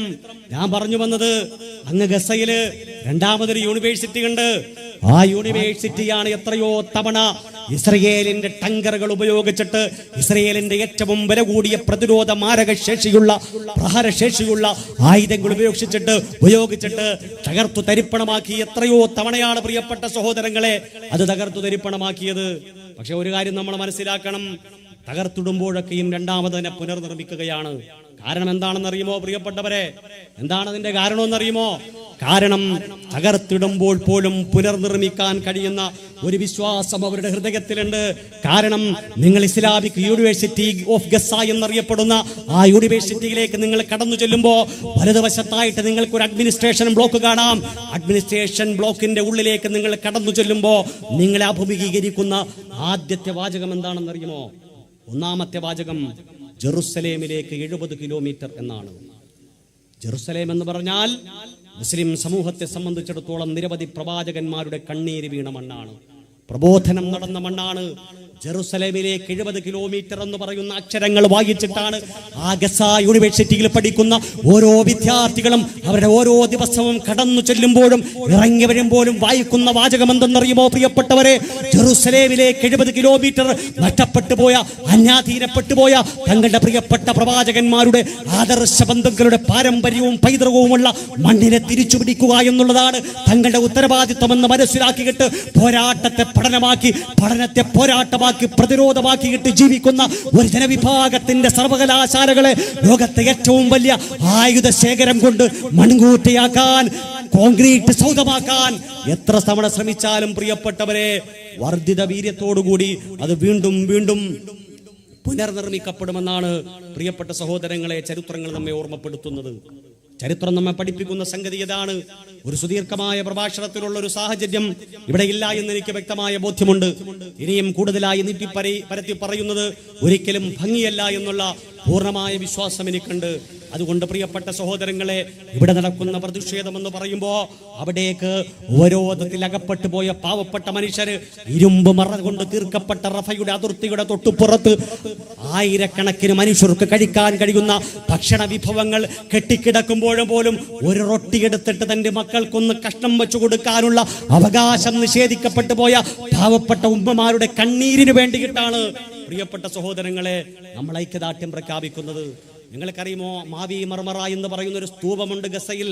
എന്താണ് അതിന്റെ പിന്നിലുള്ള സംഭവം എന്നറിയുമോ? യുവോൺ റില്ലി എന്ന് പറയുന്ന മാധ്യമപ്രവർത്തകരുടെയും ടോണി ബ്ലെയറിന്റെ ഭാര്യ സഹോദരിയായ ലോറൻ ബൂത്തിന്റെയും ഒക്കെ നേതൃത്വത്തിൽ 590ഓളം വരുന്ന ആക്ടിവിസ്റ്റുകൾ ഒരിക്കല് ഗസ ഉപരോധത്തിൽ ഏർപ്പെട്ടപ്പോ അവർക്ക് ഭക്ഷണവുമായി വന്ന ആ കപ്പലിന്റെ മുകളിലേക്ക് പോലും ബോംബ് വർഷിക്കാൻ പ്രിയപ്പെട്ട സഹോദരങ്ങളെ ഇസ്രയേലിന്റെ നരാധമന്മാർക്ക് ഒരു മടിയും ഉണ്ടായിരുന്നില്ല എന്ന് പ്രിയപ്പെട്ട സഹോദരങ്ങളെ നമ്മൾ മനസ്സിലാക്കണം. അതിന്റെ പേരാണ് ഇസ്രയേൽ. അന്യരാജ്യത്തു നിന്ന് വരുന്ന ബ്രിട്ടീഷ് പ്രധാനമന്ത്രിയായിരുന്ന ടോണി ബ്ലെയറിന്റെ ഭാര്യയുടെ സഹോദരിയായ ലോറൻ ബൂത്തിന്റെ നേതൃത്വത്തിലുള്ള ഒരു കപ്പൽ വ്യൂഹത്തിന്റെ നേരെ പോലും ബോംബിടാൻ അവർക്കാരെയും ഭയമില്ല. ഒരു മര്യാദകളും പാലിക്കാൻ അവർ ഉദ്ദേശിക്കുന്നില്ല. അതുകൊണ്ടാണ് കഴിഞ്ഞ ദിവസം ഏകദേശം 50-ലധികം മാധ്യമ പ്രവർത്തകർ ലോകത്തെത്ര കൊടുമ്പിരിക്കൊണ്ട യുദ്ധമുഖത്തേക്കും പ്രസ് എന്ന് പറയുന്ന 5 അക്ഷരത്തിന് വല്ലാത്ത വിലയുണ്ട്. പ്രസ് എന്ന് പറഞ്ഞാൽ മാധ്യമം. ആ മാധ്യമങ്ങൾക്ക് എവിടെയും കടന്നു ചെല്ലാം, ഏത് യുദ്ധവും റിപ്പോർട്ട് ചെയ്യാം, ഒരാളും ചോദിക്കില്ല. മാധ്യമ പ്രവർത്തകരുടെ അക്രഡിറ്റേഷൻ കാർഡുള്ള ആൾക്ക് വേണമെങ്കിലും യുദ്ധത്തിന്റെ കൃത്യമായ മാനദണ്ഡങ്ങൾ പാലിച്ചുകൊണ്ട് യുദ്ധമുഖത്തേക്ക് കടന്നു വരാനുള്ള അവകാശമുണ്ട് എന്നാണ് ഐക്യരാഷ്ട്രസഭ രേഖപ്പെടുത്തിയ യുദ്ധത്തിന്റെ നിയമങ്ങളിൽ പഠിപ്പിക്കുന്നത്. പക്ഷേ 50ഓളം വരുന്ന മാധ്യമ പ്രവർത്തകർ ചുട്ടുകൊല്ലപ്പെടുന്ന പാവപ്പെട്ട ഫലസ്തീൻ ജനതയുടെ കണ്ണീരുറ്റുന്ന ചിത്രങ്ങൾ ലോകത്തിന്റെ മുന്നിൽ പ്രദർശിപ്പിച്ചു എന്ന ഒറ്റ കാരണത്തിന്റെ പേരിൽ പ്രിയപ്പെട്ടവരെ ബോംബറുകളേറ്റിട്ട് പിടഞ്ഞു മരിച്ച കാര്യങ്ങൾ രക്ഷിക്കൂ എന്നാണ് കഴിഞ്ഞ ദിവസം ഒരു മാധ്യമ പ്രവർത്തകൻ പറഞ്ഞത്. എന്നെ രക്ഷിക്കൂ, എന്റെ ഭാര്യയെ രക്ഷിക്കൂ, എന്റെ മക്കളെ രക്ഷിക്കൂ. എന്താണ് പ്രിയപ്പെട്ട സഹോദരങ്ങളെ? സത്യം പറയാൻ വിധിക്കപ്പെട്ട, സത്യം പറയാൻ നിശ്ചയിക്കപ്പെട്ട മാധ്യമങ്ങൾ ലോകത്തിന്റെ മുന്നിൽ പിടഞ്ഞു വീഴുന്ന പിഞ്ചു കുഞ്ഞുങ്ങളുടെ ചോരയിട്ടുന്ന ശരീരങ്ങളെ ലോകത്തിന്റെ മുന്നിൽ പ്രദർശിപ്പിക്കാൻ ക്യാമറ കണ്ണുയർത്തിയാൽ ക്യാമറ ഉയർത്തുന്നവന്റെ മുകളിലേക്ക് ബോംബ് വർഷിക്കുന്ന കാടത്തമാണ് ഇസ്രയേൽ എന്ന് പറയുന്ന രാജ്യം ചെയ്തുകൊണ്ടിരിക്കുന്നത്. അതിനെയാണ് ഫലസ്തീനികൾ ചെറുത്തു തോൽപ്പിക്കുന്നത്. പ്രിയപ്പെട്ട സഹോദരങ്ങളെ, ഇപ്പോ ചിലര് പറയുന്നുണ്ടല്ലോ, ഇവിടെ ഫലസ്തീന്റെ പോരാളികൾ നിർമ്മിച്ച തുരങ്കങ്ങൾ, ടണലുകൾ കീഴടക്കി എന്ന് പറയുന്നു. എന്താ ടണലെന്ന് നമ്മൾ കേട്ടിട്ടുണ്ടോ? എന്തിനാ ടണലെന്നറിയുമോ പ്രിയപ്പെട്ടവരെ? ഇപ്പോഴീ യുദ്ധം തുടങ്ങിയപ്പോഴല്ല അവിടെ ഉപരോധം.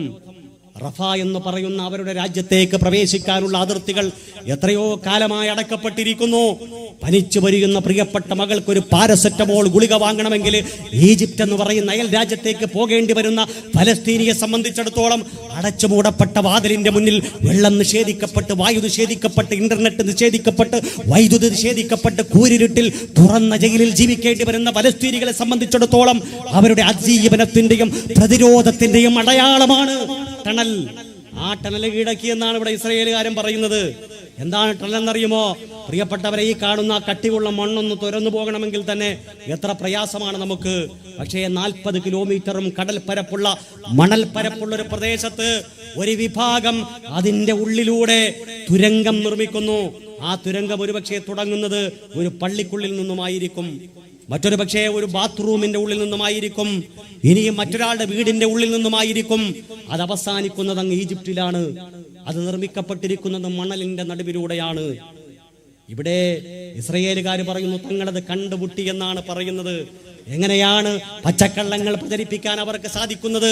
അവർ കണ്ടെത്തി, ടണല് കീഴ്പ്പെടുത്തി എന്ന് പറയുന്ന വാർത്തകൾ മുഴുവനും വ്യാജമാണ് എന്ന് അൽ ജസീറ അടക്കമുള്ള ആഗോള മാധ്യമങ്ങൾ പറയുമ്പോൾ, പ്രിയപ്പെട്ടവരെ, ടണല് കണ്ടെത്തിയാലും ഇല്ലെങ്കിലും ശരി, എത്ര തവണ കീഴടക്കാൻ ശ്രമിച്ചാലും ശരി, മണൽ പരപ്പുകൾക്ക് നടുവിലൂടെ തന്റെ പ്രിയപ്പെട്ട പരിച്ചു പൊരിയുന്ന മകൾക്ക് വേണ്ടിയിട്ട് അവശ്യ സാധനങ്ങൾ വാങ്ങാൻ ഫലസ്തീനിലെ ബാലന്മാരും ചെറുപ്പക്കാരും കുഴിച്ചെടുത്ത അതിജീവനത്തിന്റെ ഇടനാഴികളെ തകർക്കാൻ ഇസ്രയേലിന്റെ ഒരു പോരാട്ട വീര്യത്തിനും ഒരിക്കലും സാധ്യമല്ല.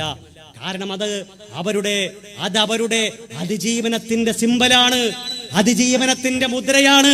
പലരും ചോദിച്ചു, എന്തുകൊണ്ടാണ് ഗസ എന്ന് പറയുന്ന പ്രദേശത്ത് 50% കുട്ടികളായല്ലോ? 14 വയസ്സിൽ താഴെയുള്ള കുട്ടികളാണ് അവിടെയുള്ള ജനസംഖ്യയിൽ 50%. എന്താണ് കാരണമെന്നറിയുമോ പ്രിയപ്പെട്ടവരെ? 30-32 വയസ്സുള്ള അവിടെ ഒരു പെൺകുട്ടി 8 തവണ പ്രസവിച്ചിട്ടുണ്ടാകും. അവർക്ക് വേറെ നിർവാഹമില്ല.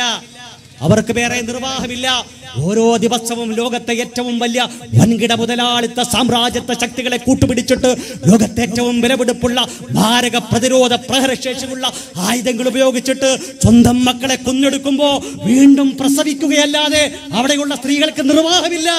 അതുകൊണ്ട് വീണ്ടും പ്രസവിക്കുകയാണ്. പ്രസവിക്കുന്ന ചോര കുഞ്ഞുങ്ങൾ, ഇൻക്യുബേറ്ററിൽ കിടക്കുന്ന കുട്ടികളെ ശ്വാസം മുട്ടിച്ചു കൊല്ലുന്ന കിരാതത്വത്തിന്റെ പേരാണ് പ്രിയപ്പെട്ടവരെ ഇസ്രയേൽ എന്ന് പറയുന്നത്. മനുഷ്യരെയല്ല കൊല്ലുന്നത്. 6 ദിവസം പ്രായമുള്ള ഇൻക്യുബേറ്ററിൽ കിടക്കുന്ന പ്രിയപ്പെട്ട കുഞ്ഞിന്റെ ശ്വാസം മുട്ടിച്ചു കൊല്ലുന്ന ഇൻക്യുബേറ്റർ എന്ന് പറയുന്ന കുട്ടിയുടെ ശ്വസന പ്രക്രിയ നിയന്ത്രിക്കുന്ന സംവിധാനത്തെ പോലും ആധുനികമായിട്ടുള്ള ആയുധങ്ങൾ ഉപയോഗിച്ചിട്ട് തച്ചു തകർക്കുന്ന കാപാലികന്മാർക്കാണ് ലോക സമൂഹം കൂട്ടുനിൽക്കുന്നത്. ആ കാപാലികന്മാർക്കൊപ്പമാണ് ഇന്ത്യക്കാരെന്ന് പറഞ്ഞാൽ അതിനപ്പുറം എന്ത് നാടക്കേടാണ് പ്രിയപ്പെട്ടവരെ നമുക്കുള്ളത്? ഗാന്ധിജിയുടെ ഇന്ത്യയാണ്. ഗാന്ധിജി പറയുകയാണ്, ഒരിക്കല് ഞാനൊരു ജൂതനായിരുന്നുവെങ്കിൽ ഞാൻ എഴുന്നേറ്റ് നിന്നിട്ട് പറയും, ജൂത സമൂഹമേ, നിങ്ങൾ ഇസ്രയേലിനോടല്ല, നിങ്ങൾ അമേരിക്കയോടല്ല, യൂറോപ്യൻ ശക്തികളോടല്ല നിങ്ങൾ ചങ്ങാത്തം കൂടേണ്ടത് അറബികളോടാണ് നിങ്ങൾ ചങ്ങാത്തം കൂടേണ്ടത് എന്ന് പ്രിയപ്പെട്ട സഹോദരങ്ങളെ, അറബികളോടാണ് നിങ്ങൾ ചങ്ങാത്തം കൂടേണ്ടത് എന്ന് ഞാൻ പറയുമെന്ന് പറഞ്ഞ മനുഷ്യന്റെ പേരെന്തെന്നറിയുമോ? മോഹൻദാസ് കരംചന്ദ് ഗാന്ധി എന്നാണ്. എം.കെ. ഗാന്ധി എന്നറിയപ്പെടുന്ന രാജ്യത്തിന്റെ രാഷ്ട്രപിതാവുണ്ടല്ലോ പ്രിയപ്പെട്ടവരെ. ഇസ്രയേൽ എന്ന് പറയുന്ന രാജ്യം നടത്തുന്ന ഭീകര പ്രവർത്തനത്തെ ആദ്യമായി ഭീകരവാദം എന്ന് വിളിച്ച ഒരു മനുഷ്യന്റെ പേര് പറയാൻ പറഞ്ഞാൽ, ആദ്യമായി ഇസ്രയേലികൾ നടത്തുന്ന പ്രവർത്തനങ്ങൾ തീവ്രവാദമാണ് എന്ന് വിളിച്ച ഒരു മനുഷ്യന്റെ പേര് പറഞ്ഞാൽ കേരളത്തിലെ മുസ്ലിമീങ്ങളല്ല, മൈനാഗപ്പള്ളി മുസ്ലിം യൂത്ത് കോർഡിനേഷൻ അല്ല ആദ്യമായിട്ട് ഇസ്രയേലികളെ ഭീകരവാദി എന്ന് വിളിച്ചത്. ആദ്യമായി ഇസ്രയേലികളെ ഭീകരവാദികളെന്ന് പേരിട്ട് വിളിച്ചത്, തീവ്രവാദികളെന്ന് പേരിട്ട് വിളിച്ചത് ആരാണെന്ന് ചോദിച്ചാൽ ഞാൻ പറയും, ആ മനുഷ്യന്റെ പേര് മോഹൻദാസ് കരംചന്ദ് ഗാന്ധി എന്നാണ്. ഈ രാജ്യത്തിന്റെ പിതാവാണ്, രാഷ്ട്രപിതാവാണ്. 1947 ഹരിജൻ എന്ന് പറയുന്ന പത്രത്തിൽ എഴുതിയ അദ്ദേഹത്തിന്റെ ലേഖനത്തിൽ അദ്ദേഹം പറയുന്നു, എന്തിനാണ് ഇസ്രയേൽ അറബികളോട് ഇത്രയും നിഷ്ഠൂരമായ ക്രൂരതകൾ ചെയ്യുന്നത് എന്ന്. പ്രിയപ്പെട്ട സഹോദരങ്ങളെ, ഇത് ചരിത്രമാണ്. ഗാന്ധിജി ഭീകരവാദികൾ എന്ന് വിളിച്ച ഇസ്രയേലാണ് ഭീകരവാദത്തെ ശരിവയ്ക്കുന്ന. ഒരിക്കൽ ഹിറ്റ്ലർ പറഞ്ഞു അത്രേ 60 ലക്ഷം ജൂതന്മാരെ ഹോളോകോസ്റ്റിൽ കൊന്നപ്പോ ന്യൂറൻബർഗിന്റെ യുദ്ധവിചാരണ കോടതിയിലേക്ക് അദ്ദേഹത്തിനെ കൊണ്ടുപോകും, അതിന് സാധിച്ചില്ല, അദ്ദേഹം ആത്മഹത്യ ചെയ്തു. അപ്പോൾ അദ്ദേഹം പറഞ്ഞു, ഒരു മാധ്യമ പ്രവർത്തകൻ ചോദിച്ചു, എന്തിനാണ് മനുഷ്യരെ നിങ്ങൾ കൊന്നൊടുക്കുന്നത് എന്ന് ചോദിച്ചപ്പോ അദ്ദേഹം പറഞ്ഞൊരു മറുപടി, എന്തിനാണെന്നുള്ള നിങ്ങളുടെ ചോദ്യത്തിന്റെ ഉത്തരം കാലം നിങ്ങൾക്ക് നൽകും. കാരണം അവരിൽ ചിലരെ ഞാൻ ഓഷ്വിറ്റ്സിലും ന്യൂറംബർഗിലും അടക്കമുള്ള കോൺസെൻട്രേഷൻ ക്യാമ്പുകളിൽ കൊല്ലാതെ വിട്ടിട്ടുണ്ട്. ആ മനുഷ്യർ അതിജയിച്ചു വരുമ്പോ അവര് ജീവിക്കുന്ന ഇടങ്ങളിൽ ഉണ്ടാകുന്ന പ്രശ്നങ്ങൾ കാണുമ്പോ നിങ്ങൾ ഹിറ്റ്ലറെ മഹാനെന്ന് വിശേഷിപ്പിക്കുന്ന ഒരു കാലം വരുമെന്ന് ഹിറ്റ്ലർ ഒരു മാധ്യമ പ്രവർത്തകനോട് പറഞ്ഞു എന്നാണ് പ്രിയപ്പെട്ട സഹോദരങ്ങളെ ചരിത്രം പരിശോധിക്കുമ്പോൾ നമുക്ക് മനസ്സിലാക്കുവാൻ സാധിക്കുന്നത്. ഞാനൊരു വംശീയ ഒരു പ്രയോഗം നടത്തുന്നു എന്ന്, ഒരു മതപരമായിട്ടുള്ള ഒരു പ്രയോഗം നടത്തുന്നു എന്ന് ഒരിക്കലും തെറ്റിദ്ധരിക്കരുത്. കാരണം ഇസ്രയേൽ എന്ന് പറയുന്ന രാജ്യത്തെ സ്ഥാപിച്ച പ്രസ്ഥാനത്തിന്റെ പേര് സൈനിസം എന്നാണ്. പൊളിറ്റിക്കൽ സൈനിസം. മറ്റൊരു സൈനിസം കൂടിയുണ്ട്, കൾച്ചറൽ സൈനിസം. ആ കൾച്ചറൽ സൈനിസം ഇന്നും പറയുന്നത് ഇസ്രയേൽ എന്ന് പറയുന്ന രാജ്യം ഒരിക്കലും ഞങ്ങളുടെ രാജ്യമല്ല. കാരണം നഷ്ടപ്പെട്ടു തങ്ങളുടെ ഒന്നാമത്തെ സോളമന്റെ ക്ഷേത്രമെന്ന് വിശേഷിപ്പിക്കപ്പെടുന്ന തങ്ങളുടെ ഒന്നാമത്തെ ആരാധനാലയം നശിപ്പിക്കപ്പെട്ടിരിക്കുന്നു. ഇനി എവിടെയാണോ തങ്ങളുടെ ആരാധനാ ആലയം പടുത്തുയർത്തപ്പെടുന്നത് അവിടെയായിരിക്കും തങ്ങളുടെ രാജ്യം സ്ഥാപിക്കപ്പെടുക എന്ന് യഥാർത്ഥ ജൂതമതത്തിന്റെ വിശ്വാസികൾ ഇന്നും വിശ്വസിക്കുകയാണ്. പ്രിയപ്പെട്ട സഹോദരങ്ങളെ, യഥാർത്ഥത്തിൽ തിയോഡർ ഹെർസൽ എന്ന് പറയുന്ന ഒരു മനുഷ്യൻ, ശ്രദ്ധിച്ചു കേൾക്കണം, തിയോഡർ ഹെർസൽ എന്ന് പറയുന്ന മനുഷ്യൻ ഒരു ജൂതമതത്തിൽ പിറന്നവനാണെങ്കിലും ഒരിക്കലും ഒരു ജൂതമത വിശ്വാസിയായിരുന്നില്ല. അദ്ദേഹം ഒരു നിരീശ്വരവാദിയായിരുന്നു. അദ്ദേഹത്തിന്റെ രാഷ്ട്രീയ പ്രസ്ഥാനത്തിന്റെ പേരാണ് സയണിസം. 1897 സ്വിറ്റ്സർലാൻഡിലെ ബേസിലിൽ അദ്ദേഹം വിളിച്ചുകൂട്ടിയ 200 പ്രതിനിധികളുടെ സമ്മേളനം കഴിഞ്ഞിട്ട് മാധ്യമ സമൂഹത്തെ അഭിസംബോധന ചെയ്തുകൊണ്ട് അദ്ദേഹം പറഞ്ഞത്, ഇസ്രയേൽ എന്ന് പറയുന്ന രാജ്യം തത്വത്തിൽ ഞാനിതാ സ്ഥാപിച്ചിരിക്കുന്നു എന്നാണ് പ്രിയപ്പെട്ട സഹോദരങ്ങളെ അദ്ദേഹം പറഞ്ഞത്. അതുകൊണ്ട് ഞാൻ കൂടുതൽ ദീർഘിപ്പിക്കുവാൻ ആഗ്രഹിക്കുന്നില്ല. ഒരുപാട് സമയം വൈകിട്ടാണ് നമ്മുടെ ഈ സമ്മേളനത്തിൽ നമുക്ക് ഇവിടെ എഴുന്നേറ്റ് നിൽക്കാനും മറ്റും സാധിച്ചിട്ടുള്ളത്. ഇനിയും ഒരു ദീർഘമായ പ്രഭാഷണം തീർച്ചയായിട്ടും ഇവിടെ ഇരിക്കുന്ന സഹോദരങ്ങളോടുള്ള ഒരനാദരവായി പോകുമെന്ന പൂർണ്ണമായ വിശ്വാസം എനിക്കുള്ളതുകൊണ്ട് നമ്മുടെ രാജ്യത്തിന്റെ പാരമ്പര്യത്തെ ഉയർത്തിപ്പിടിച്ചിട്ട്, നമ്മുടെ രാജ്യത്തിന്റെ പൈതൃകത്തെ ഉയർത്തിപ്പിടിച്ചിട്ട് പ്രിയപ്പെട്ട സഹോദരങ്ങളെ നമുക്ക് മുന്നോട്ട് പോകാം. പലരും പറയാറുണ്ട്, ഇസ്രയേൽ എന്ന് പറയുന്ന രാജ്യത്തിന്റെ പ്രപിതാക്കൾ അവർ ഇസ്രയേലിൽ താമസിച്ചിരുന്നവരാണ്, അതുകൊണ്ട് അവരുടെ മണ്ണിലേക്ക് അവർ തിരിച്ചു വന്നാൽ എന്താണ് പ്രശ്നം? ആരാ ഇത് പറയുന്നത്? ഐക്യരാഷ്ട്രസഭയാണ് പറയുന്നത്. പ്രിയപ്പെട്ടവരെ, ചരിത്രത്തിന്റെ പിൻബലം വേണ്ടേ? എന്നെങ്കിലും യഹൂദമത വിഭാഗം മാത്രം ഫലസ്തീൻ എന്ന് പറയുന്ന പ്രദേശത്ത് ജീവിച്ചിരുന്നതിന് ചരിത്രപരമായ ഒരു തെളിവുമില്ല. ഇനി അങ്ങനെ തന്നെ ജീവിച്ചിരുന്നു എന്നിരിക്കട്ടെ, 4000 വർഷങ്ങൾക്ക് മുമ്പ് ജീവിച്ചിരുന്ന ഒരു ജനവിഭാഗത്തിന് വേണ്ടി അവിടെയുള്ള തദ്ദേശവാസികളെ കൊന്നൊടുക്കിയിട്ട് അവിടെ അവരെ തന്നെ കുടിയിരുത്തണമെന്ന് ഏത് രീതിശാസ്ത്രമാണ്, ഏത് നീതിശാസ്ത്രമാണ് പറയുന്നത് എന്ന് പ്രിയപ്പെട്ടവരെ മനുഷ്യ സമൂഹം, മനുഷ്യ സ്നേഹികൾ ലോകത്തോട് ചോദിക്കേണ്ടുന്ന സമയം അതിക്രമിച്ചിരിക്കുകയാണ്. സാമൂഹ്യ മാധ്യമത്തിന്റെ കമന്റ് ബോക്സുകളിലേക്ക് വന്നിട്ട്, മീഡിയ റൂമുകളുടെ ചാനൽ ചർച്ചാ മുറികളിലേക്ക് വന്നിട്ട് കൊല്ലപ്പെടുന്ന ഇസ്രയേലികളാണ് യഥാർത്ഥ രക്തസാക്ഷികളെന്നും കൊല്ലപ്പെടുന്ന ഫലസ്തീനികൾ മരിക്കേണ്ടവർ തന്നെ എന്നും പറയുന്നവരോട് ഞങ്ങൾക്ക് ചോദിക്കുവാനുള്ളത്, നിങ്ങൾ ഏത് തത്വശാസ്ത്രത്തെയാണ് നിങ്ങൾ പ്രതിനിധീകരിക്കുന്നത്? നിങ്ങൾ പ്രതിനിധീകരിക്കുന്നത് ഇന്ത്യയുടെ തത്വശാസ്ത്രത്തെയല്ല, ഗാന്ധിജിയുടെ തത്വശാസ്ത്രത്തെയല്ല. നമുക്കറിയാം, ഗാന്ധിജി എന്ന് പറഞ്ഞാൽ മരണവേളയിൽ പോലും ഹരേ റാമിന്റെ മന്ത്രം മുഴക്കിയിട്ട് മരിച്ചൊരു മനുഷ്യനാണ്. അദ്ദേഹത്തിന്റെ നെഞ്ചിലേക്ക് വെടിപൊട്ടുമ്പോ അദ്ദേഹത്തിന്റെ വളരെ ശുഷ്കിച്ചു പോയ മെലിഞ്ഞ കൈ അദ്ദേഹം നെഞ്ചത്തേക്ക് അമർത്തിയിട്ട് ഉറക്കെ വിളിച്ചൊരു മുദ്രാവാക്യമാണ് ഹേ റാം, രാമൻ ജയിക്കട്ടെ എന്നാണ് അതിന്റെ അർത്ഥം. ഇന്നിപ്പോ വിളിക്കുന്ന മുദ്രാവാക്യം ജയ് ശ്രീറാം, രാമൻ ജയിക്കട്ടെ. രണ്ടും തമ്മിലൊരു വ്യത്യാസമുണ്ട്. കാരണം ഗാന്ധിജിയുടെ കയ്യിൽ ഭഗവത്ഗീത ഉണ്ടായിരുന്നു. മരിക്കുന്ന സമയത്ത് കൊലക്കയറിലേക്ക് കൊണ്ടുപോകുമ്പോഴും ഗോഡ്സെയുടെ കയ്യിലും ഭഗവത്ഗീത ഉണ്ടായിരുന്നു എന്നാണ് ചരിത്രം പറയുന്നത്. അതുകൊണ്ട് അത് ഭഗവത്ഗീതയുടെ പ്രശ്നമല്ല, അത് ചിന്താഗതിയുടെ പ്രശ്നമാണ്. ജയ് ശ്രീറാമിന്റെ പ്രശ്നമല്ല, അത് ചിന്താഗതിയുടെ പ്രശ്നമാണ്. ഹേ റാം വിളിച്ച രാമൻ ജയിക്കട്ടെ എന്നാണ് രാജ്യത്തെ ഓരോ മുസ്ലിമും ആഗ്രഹിക്കുന്നത്. എന്തുകൊണ്ടാണെന്നറിയുമോ?